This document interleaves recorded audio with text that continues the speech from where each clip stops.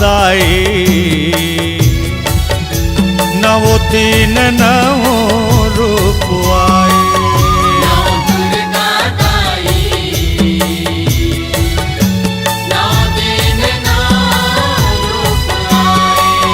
नव दुर्गा दाई नवो दिन नवो रूप आए।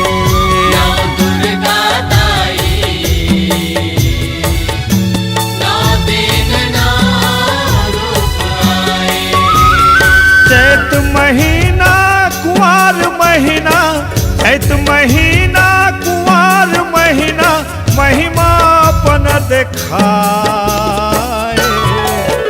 नौ दुर्गा दाई नवो दिन नवो रूप आए।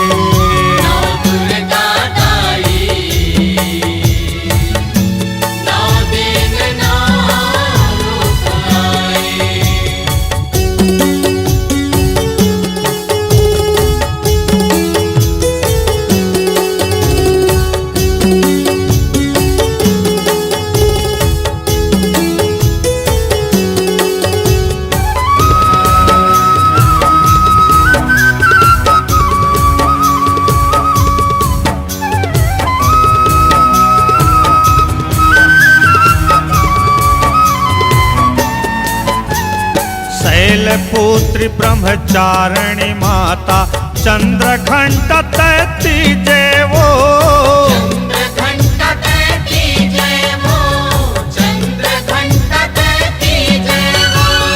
शैलपुत्री ब्रह्मचारिणी माता चंद्रघंटा तैती जेवो।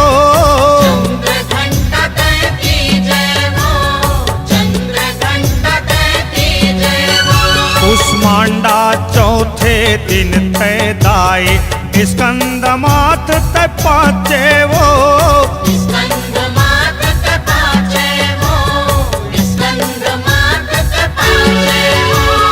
तोर मंदिर तोर देवाला दाई, तोर मंदिर तोर देवाला दाई, जगमग दिया जगाए। दुर्गा दाई नवो दिन नवो रूप आए।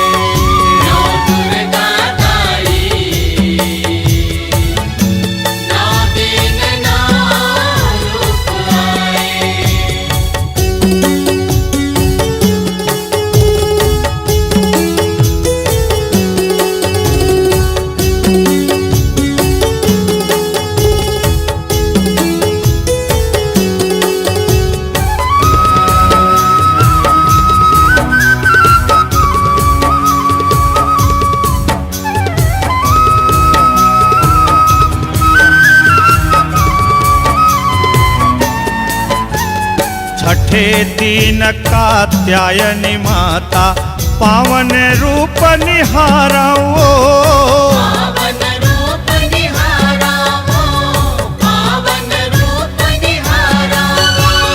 छठे दिन कात्यायनी माता पावन रूप निहाराओ।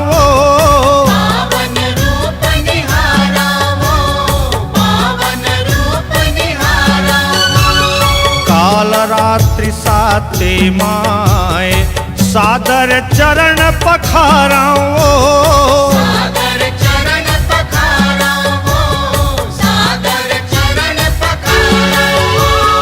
जय जयकार तोर महतारी,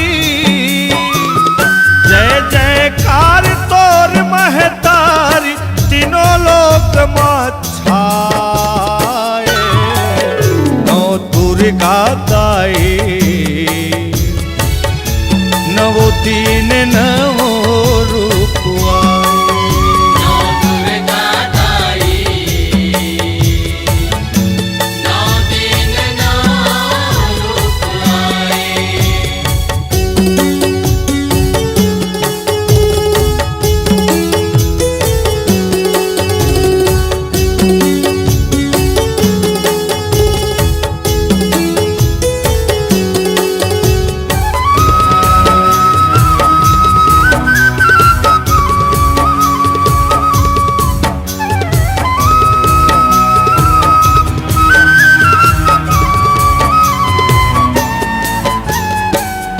कंचन पदन रूप मन भावन अष्टभुजी माँ गौरी वो अष्टभुजी माँ गौरी वो अष्टभुजी माँ गौरी वो कंचन पतन रूप मन भावन अष्टभुजी माँ गौरी वो अष्टभुजी माँ गौरी वो अष्टभुजी माँ गौरी वो सिद्ध करैया सिद्ध दात्री सब काज सिद्ध कर मोरी वो काज सिद्ध कर मोरी वो सब काज सिद्ध कर मोरी वो जन्म जन्म तोर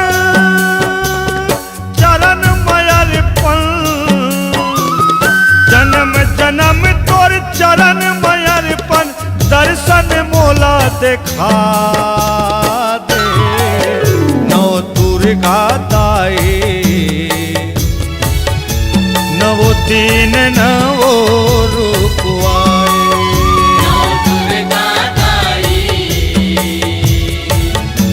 नौ दिन नौ रूप आई नव दुर्गा दाई नवो दीन नवो रूप आए नौ दुर्गा दाई नौ दिन नौ रूप आई चैत महीना कुंवार महीना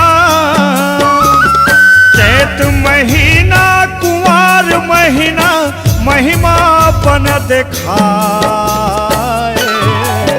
नौ दुर्गा दाई नवो दीन नवो